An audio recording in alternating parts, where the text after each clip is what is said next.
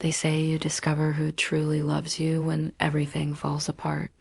I learned this truth in a beige recliner, tethered to an four-pole, watching poison drip into my veins while the woman I'd spent 32 years with held my hand through every single session.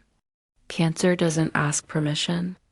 It doesn't care about your plans, your dreams, or the life you've carefully built. But here's what I discovered.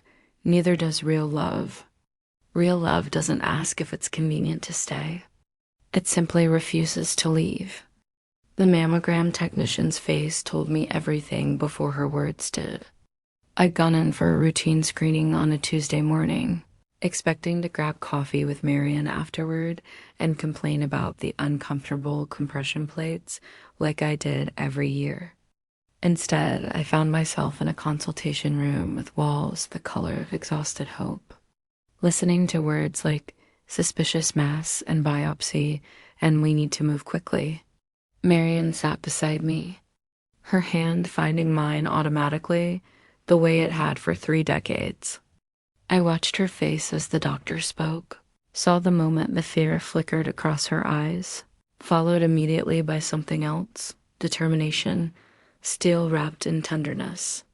When the doctor asked if I had questions, my mind went blank, but Marian squeezed my fingers 3 times, our secret code, the one we'd used since our 40s when words felt inadequate. I love you. The diagnosis came back a week later. Stage 2 breast cancer, aggressive, requiring immediate chemotherapy followed by surgery. I remember staring at the treatment plan, seeing 16 weeks and thinking about all the things that could happen in 16 weeks. Seasons could change, gardens could bloom and wither, lives could unravel. We'll get through this, Marian said that night as we lay in our bed. The same bed we'd shared since 1993. Her voice was steady, but I felt her trembling against me in the darkness. What if I can't do this? I whispered. She pulled me closer, her lips against my temple. Then I'll do it for you. I'll carry us both if I have to. I wanted to tell her she shouldn't have to, that this wasn't fair to her, that she could walk away and no one would blame her. But I knew Marian.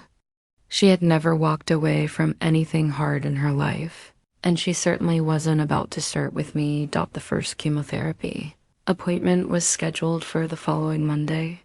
4 days to prepare for something you can never truly prepare for. The chemotherapy suite was nothing like I'd imagined. I'd pictured something clinical and cold, but instead found a space trying desperately to be cheerful watercolor paintings of beaches on the walls. Each recliner separated by cheerful curtains and soft blues and greens. A volunteer offering warm blankets and ginger tea. It felt like a cruel imitation of comfort, like putting lipstick on a nightmare. Marian helped me settle into the chair, arranging my blanket, setting my water bottle within reach, pulling up the small stool that would become her permanent station for the next 4 months. The nurse, a kind woman named Patricia with gentle hands and tired eyes, explained everything as she inserted the port into my chest. Marian listened intently, asking questions I couldn't formulate, taking notes on the small pad she'd started, carrying everywhere. When the first drip of chemotherapy began flowing into my veins, I felt Marian's hand cover mine. "I'm right here," she said. "I'm not going anywhere." The first session lasted 4 hours. Marian sat beside me the entire time, reading aloud from the mystery novel we'd been working through together, pausing when I needed to breathe through waves of nausea, holding a basin when the antiemetics failed. She learned the rhythm of my discomfort before I did, anticipating needs before I could voice them dot around us. The infusion room hummed with quiet activity.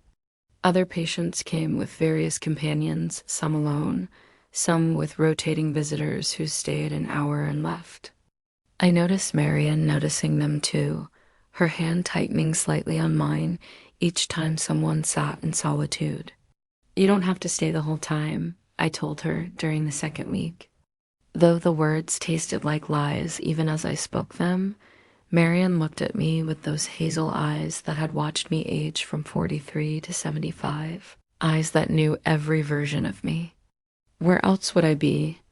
She asked simply, as if there was no other conceivable answer, and that became our truth. Every Monday and Thursday for 16 weeks, we arrived together and left together. She never missed a session. Not one. The third week broke something in me.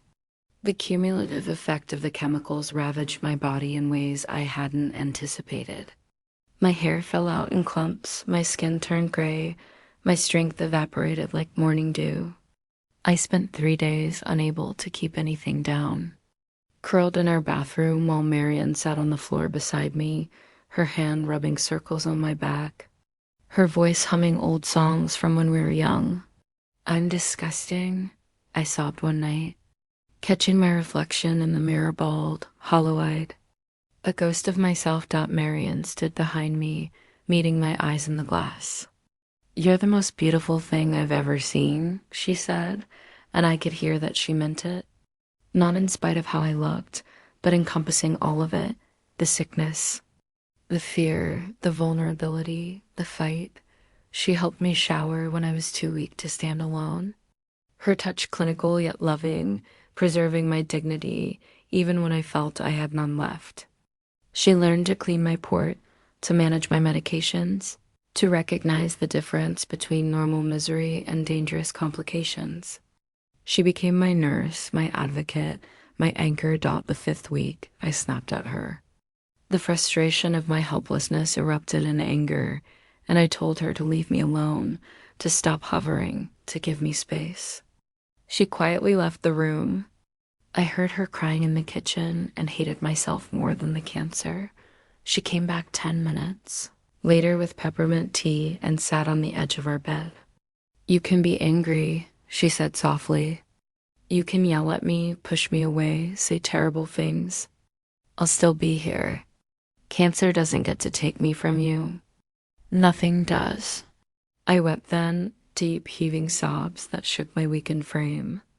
And she held me through all of it, absorbing my pain like she could filter it out of me through sheer force of will. By week 8, halfway through treatment, we developed a language beyond words. A certain look meant I needed the basin. A specific hand squeeze meant the bone pain was getting bad. A particular sigh meant I needed her to distract me with stories from our life, the trip to Cape Cod in '98. The year we renovated the kitchen ourselves. The day we finally told her family about us, and her mother simply said, "I know, dear." I've known for years. Week 12 brought an infection that landed me in the hospital for 5 days. Marian slept in the chair beside my bed every night, despite my protests, despite the nurses offering her a cot in the family room. "I sleep where you sleep," she said, and that was the end of it. I watched her in those days, really watched her. Saw the exhaustion carved into her face, the weight she'd lost from worry, the silver in her hair that seemed to have multiplied. She was 77, not a young woman, and I was asking everything of her. Yet she gave it without hesitation, without resentment, without keeping score. Why? I asked her one night when the pain medication made me loose-tongued. "Why do you stay? Why do you do this?" She looked up from her book, puzzled. "What do you mean?" "You could have a peaceful retirement. Garden, travel, see friends. Instead, you're living in hospitals and infusion rooms. You're watching me suffer. Why don't you just take a break? Let someone else help?" Marian set down her book and moved to sit on the edge of my bed. She took my hand, the one without the 4, and held it between both of hers. "Do you remember what you said to me in 1993? When I had that cancer scare and I was terrified?" I shook my head. It felt like a lifetime ago. "You said, 'Your fear is my fear. Your fight is my fight. There is no you and me in this. There's only us.' That's what you said. And darling, that's still true. This isn't your cancer. It's our cancer. This isn't your treatment. It's our treatment. When you hurt, I hurt. When you fight, I fight. There is no version of my life where I'm not in that infusion room with you. She leaned forward, pressing her forehead to mine. I'm not staying out of obligation or duty or because I'm supposed to. I'm staying because leaving you to face this alone would be like cutting out my own heart. You are my heart. After 32 years, we don't separate anymore. We never really did. In that moment, I finally understood what we'd built together. Not just a relationship, not just a partnership, but a complete merging of souls. The kind of love that doesn't divide suffering, but multiplies strength. The 16th and final chemotherapy session came on a Thursday in late autumn. We drove to the hospital with the windows down, letting the cool air wash over us. Marion held my hand across the console, neither of us speaking. Both of us knowing we were about to close a chapter we'd never wanted to open. Patricia access my port one last time. And as that final bag of chemicals dripped into my veins, I looked around the infusion room with different eyes. I saw the patients sitting alone and wanted to weep for them. I saw the ones with rotating companions and understood their loneliness. And I looked at Marion, still sitting on that stool, still holding my hand, and felt gratitude so profound it was almost religious. Last one, she whispered, squeezing my hand.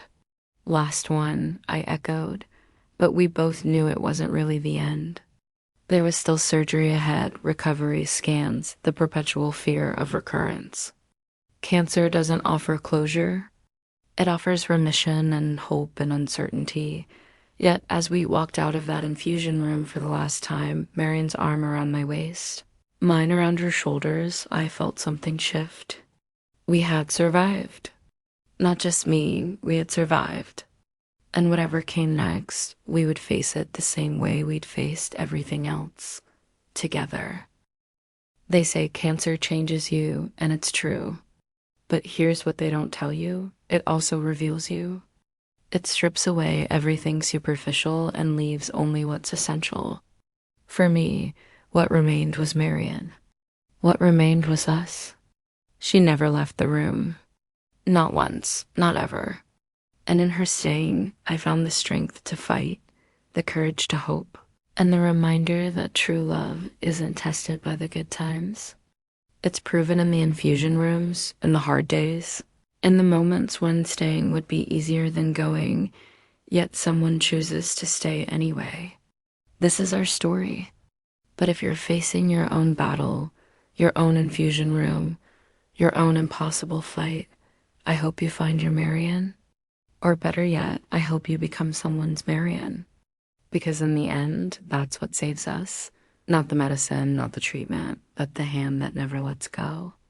If this story touched your heart, please share it with someone who needs to know they're not alone. And if you're sitting in an infusion room right now, holding someone's hand or wishing someone was holding yours, know that you are seen, you are loved, and you are stronger than you know.